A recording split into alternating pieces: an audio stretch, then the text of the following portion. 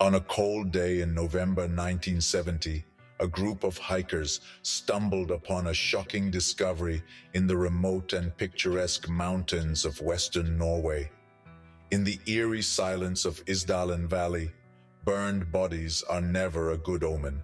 But what was found that day would give rise to one of the most enigmatic mysteries in Nordic crime history, the case of the Isdal Woman.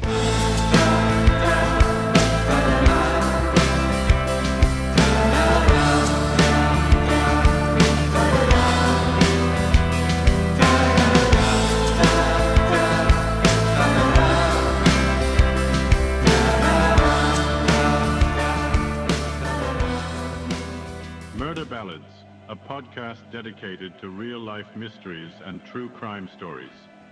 Tune in every Wednesday at 5:55 p.m. for a journey into some of the most intriguing and chilling cases in history.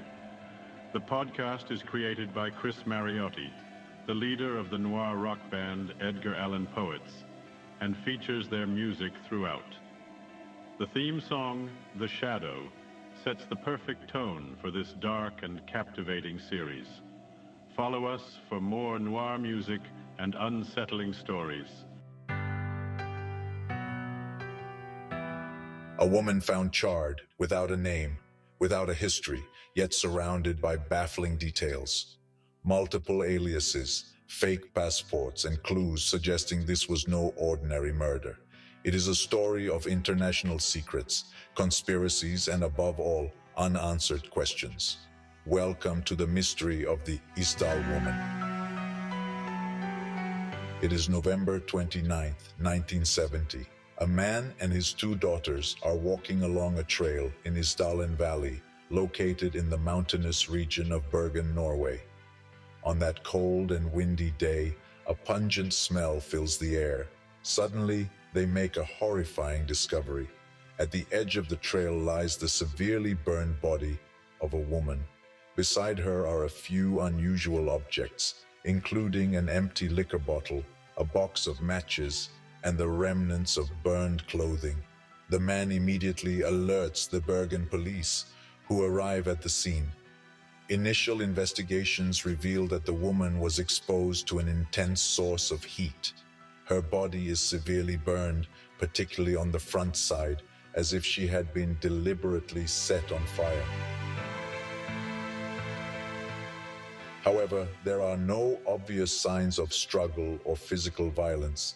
Isdal Valley, known locally as the Valley of Death due to the numerous suicides and fatal accidents in the past, had just gained a new chapter in its macabre history. But this time, it was not a simple personal tragedy. It was the beginning of a mystery that would involve governments, secret agents, and conspiracy theories. The woman's body is taken to the morgue for further examination. There are no identifying documents, no passport, and no indication of who she was. However, investigators make an intriguing discovery.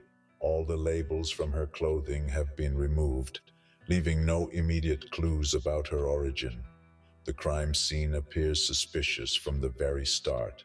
Who was this mysterious woman? And why would someone go to such lengths to erase all traces of her identity? The investigation intensifies. Police begin searching for possible witnesses and clues.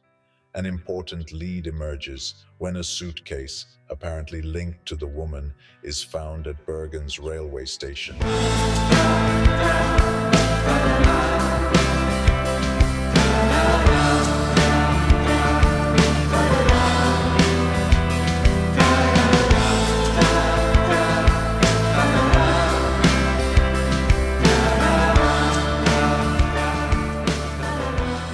Inside, investigators find eyeglasses with a cracked lens, several wigs, and, most importantly, multiple fake passports.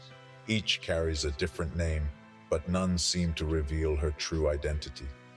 The most unsettling discovery, however, is a notebook containing a coded message.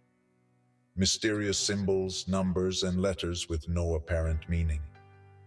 The police are unsure if these are simple notes or if they conceal something more sinister. But one thing is clear: the woman from Isdal Valley had a hidden past.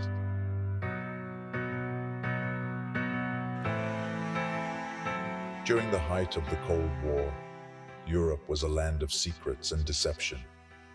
Spies moved between allied and enemy countries, exchanging information and intrigue. It didn't take long for the first theories about international espionage to emerge around the Isdal Woman's case. The fake passports, the coded notes, the removal of clothing labels, everything suggested that she was not an ordinary citizen, but someone involved in covert operations. The theory that the woman was a spy, possibly from an Eastern Bloc country, began to gain traction among investigators. Her numerous documented travels across Europe, including France, Germany, and the Netherlands, seemed to reinforce this idea. But what was she doing in Norway? And more importantly, who had killed her? One major suspicion was that she had been assassinated by agents from another nation to prevent her from revealing sensitive information. The Cold War was at its peak, and Norway, with its proximity to Russia and its membership in NATO, was a strategic location for espionage. But how could she have remained so unnoticed, and why had her identity been so thoroughly erased? Conspiracy theories multiplied. Some believed the Isdal woman was a double agent, or perhaps the victim of an intelligence deal gone wrong. However, no concrete evidence ever surfaced to definitively link her to the world of espionage, leaving this theory in a state of uncertainty.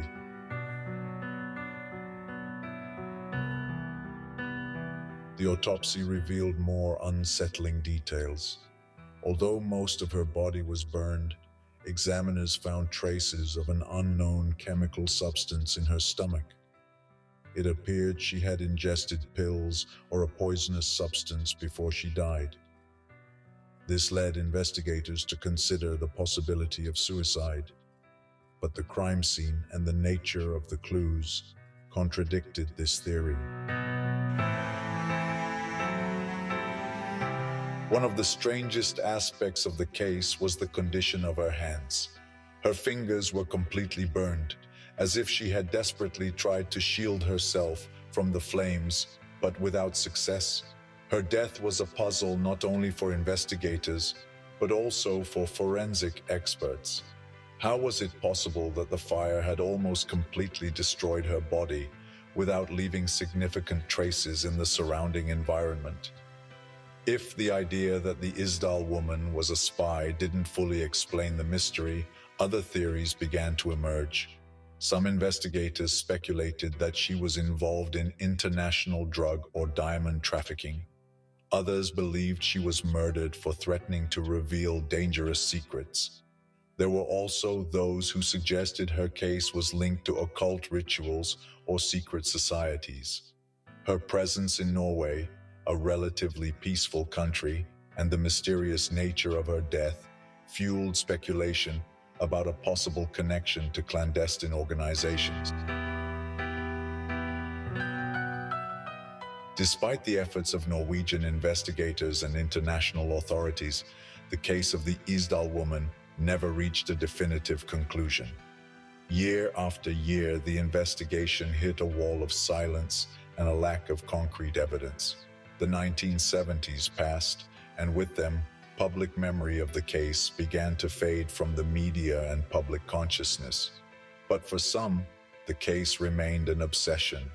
For decades, journalists, mystery enthusiasts, and private investigators continued searching for answers.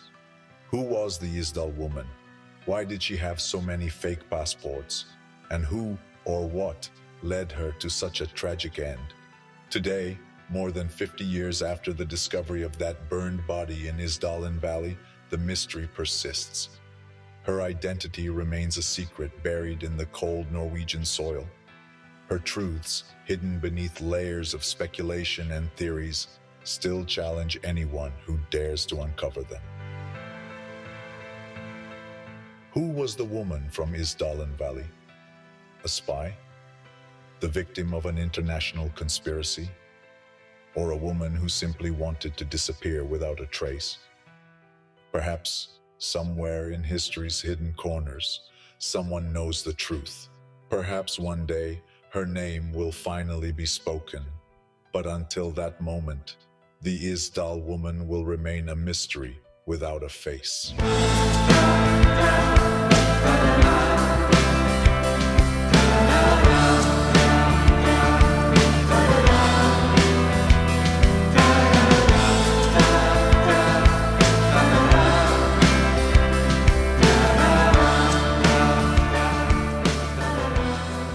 Thank you for listening to Murder Ballads, the podcast created by Chris Mariotti, leader of Edgar Allan Poets.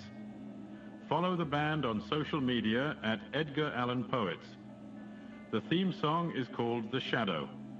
Don't miss the next episode, where we'll dive into another dark story, a dissonant note that will mesmerize you like the voice of the sirens.